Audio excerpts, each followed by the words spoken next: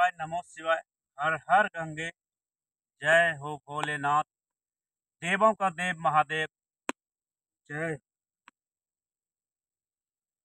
तो गुरु भाई बहनों, मैं आज आप लोगों के सामने एक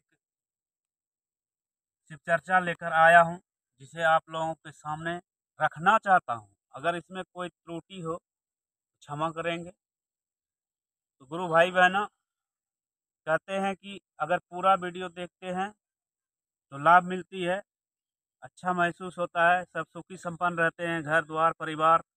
आधा अधूरा वीडियो देखते हैं तो शिव जी का हानि होती है। तो गुरु भाई बहनों, मैं शिव चर्चा सुनाने जा रहा हूँ। बहुत समय पहले की बात है।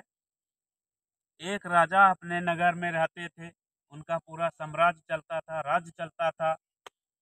तो गुरु भाई बहनों, इसी तरह से वो जो है कभी पूजा पाठ किसी का नहीं किया, करता ही नहीं था पूजा पाठ, क्रूर था, पापी था, किसी के ऊपर अपना रौब दिखा देता था। तो गुरु भाई बहना, इसी तरह से जो है उनकी शादी को भी 10 साल हो चुका था। उसने 5 पत्नियां कर रखी। 5 पत्नी में से एक को भी संतान नहीं था, किसी को भी संतान नहीं था। पहले एक पत्नी किया, उसके बाद सोचा संतान नहीं है तो चलो और कर लेता हूँ, घर में आदमी का कमी नहीं होगा। तो इसी तरह से गुरु भाई बहना, उसने 5 शादी कर लिया। और जो है वो डेली का डेली जंगल जाते थे शिकार करने के लिए, शिकार करके लाते थे, वही खाते थे।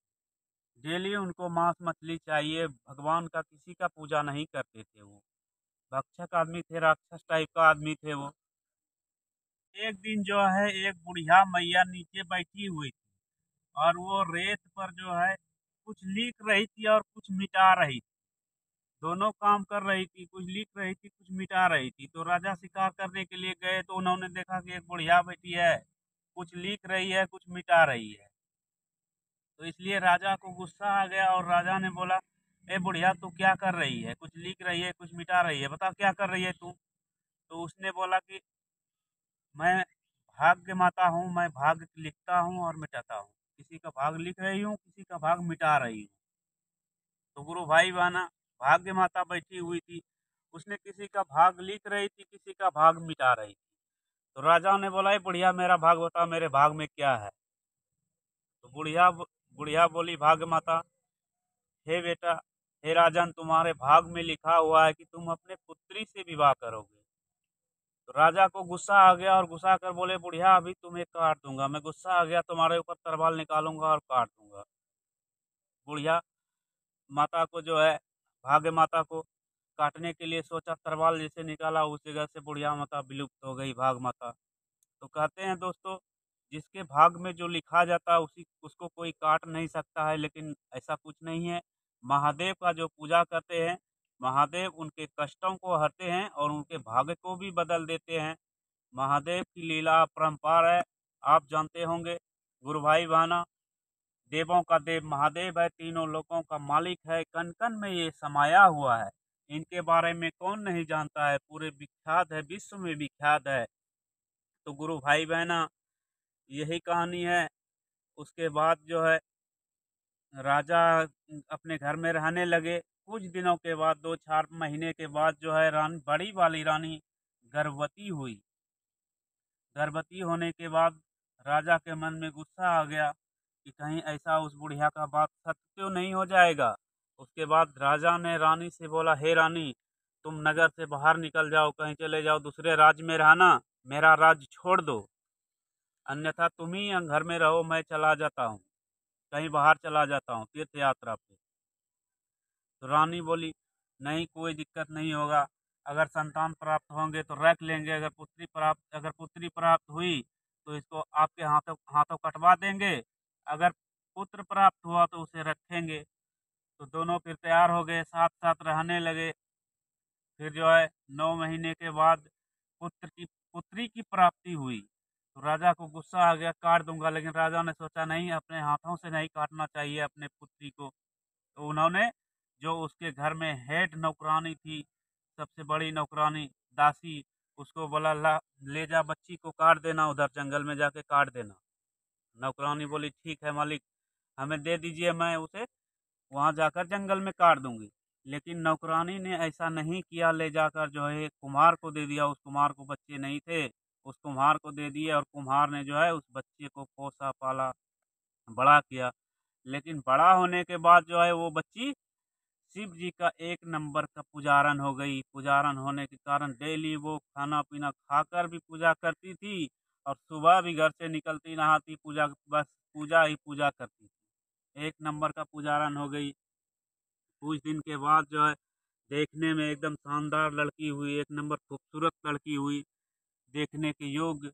उसके बाद जो है कुछ दिनों के बाद राजा उधर से जा रहे थे जंगल के तरफ।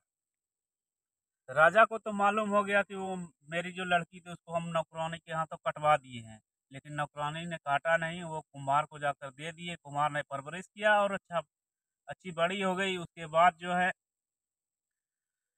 एक दिन कुएं पर वो लड़की स्नान कर रही थी। स्नान कर ही रही थी कि उसी समय राजा जंगल जा रहे थे। राजा ने देखा कि ये खूबसूरत लड़की किसकी है, बहुत अच्छी लड़की है, खूबसूरत लड़की है, क्यों न मैं इससे शादी कर लूं, कहीं हमें पुत्र हो जाए, इससे शादी कर लेता हूँ, देखने में भी बहुत सुंदर है। राजा का दिल उस पर आ गया। उसके बाद जो है उसने अपने मंत्री घर गया, मंत्री को भेजा उसके यहाँ बात करने के लिए। तो कुम्हार के यहाँ गए बात करने के लिए। बात करने के बाद वो उसका कुम्हार बोला कि नहीं, हम शादी नहीं करेंगे। राजा कहाँ कितना उम्रदराज है और मेरी बच्ची छोटी सी बच्ची है, नाजुक बच्ची है, मैं उसके साथ शादी नहीं करूँगा।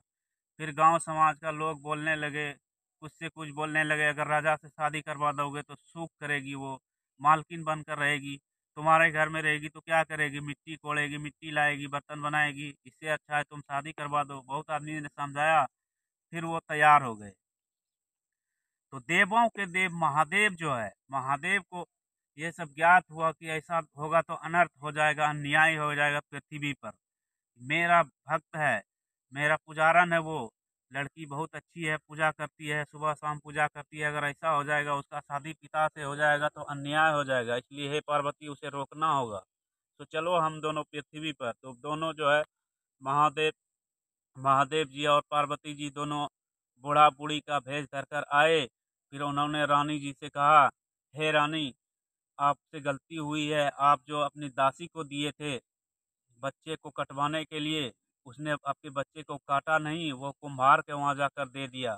और अभी देखिए वो मेरा भक्त है, एक नंबर का भक्त है, पुजारन है, देवों का देव महादेव का भक्त है, जय हो महादेव की। महादेव जी का भक्त है।